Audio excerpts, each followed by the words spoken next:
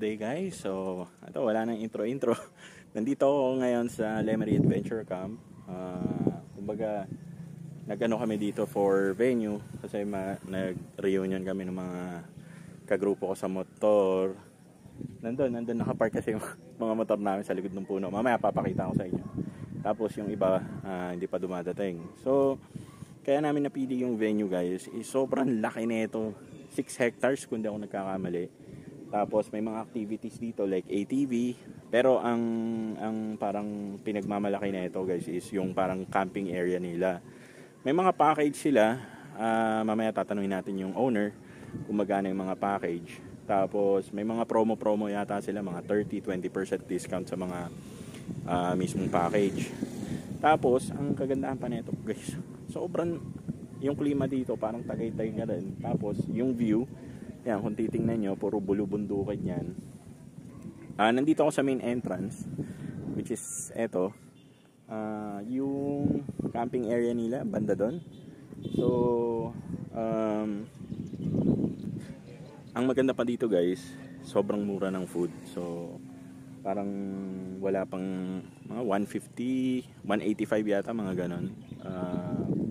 Meron ng food na ma-order. And also, guys, masarap yung food nila dito. Budget meal na okay. Ayan. So, parang nandun yung parang gazebo ba yun na malaki. So, dun kami parang nung activities namin. So, mamaya, itutour ko kayo guys pag naglakad-lakad na kami dun sa mismong camping area dito. Okay.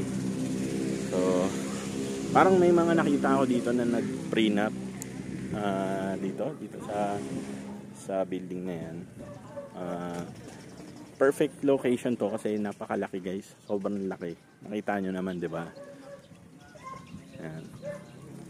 So, mamaya guys, tour tayo ng farm. Okay, so guys, nandito na tayo sa, ayan, ito yung ADV. Tapos, ang laki pala nito. So, nandito pa ako sa parang event area nila. So, mamaya pupunta tayo doon. Tsaka dito, parang ito yung trail nung nila, ATV. Yan, ATV pala. ADB ako ng ADB. So, eto guys. Yung rent na ito, tinanong ko is parang 1,000 pesos para doon sa trail na buo. So, okay na okay siya kasi ang laki naman nung trail nila dito. Kumaga maganda yung course. Ayan. Tapos eto, reunion nga. Ayan, reunion ng grupo namin. So, halo-halo yung motor.